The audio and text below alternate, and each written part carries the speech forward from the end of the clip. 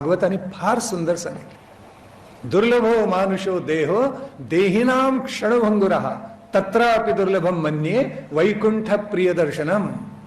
मुळात मानवाचा देह दुर्लभ आहे भागवत सांगतं. बरं मिळाला तरी पुढल्या क्षणाला काय होईल सांगता येत नाही.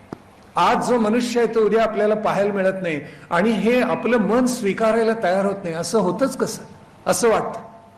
तेव्हा मुळात मानवाचा देह दुर्लभ, मिळाला तरी क्षणभंग आणि त्यात ही सत्संगती ही त्याहून दुर्मिळ आहे. आदि शंकराचार्यांचा एक ग्रंथ आहे विवेक चूडामणी नावाचा. त्याच्यामध्ये शंकराचार्यांनी हेच म्हटले, दुर्लभम त्रयमेव तत् देवानुग्रह हेतुकम मनुष्यत्वम मुमुक्षुत्वम महापुरुष संशयः.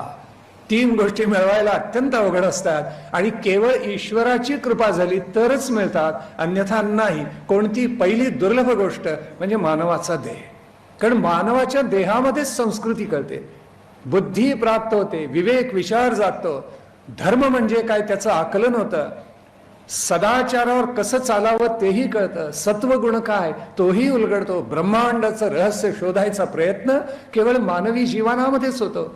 जीव म्हणजे काय, जगत म्हणजे काय, जगदीश म्हणजे काय, मोक्ष म्हणजे काय, या चार अतिशय गूढ अशा संज्ञांचा उलगडा केवळ मानवी जीवनामध्ये होत असतो.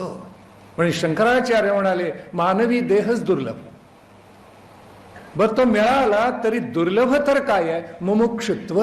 आपण परमार्थ साधना करावी अशी इच्छा निर्माण होणं हेच दुर्लभतर आहे.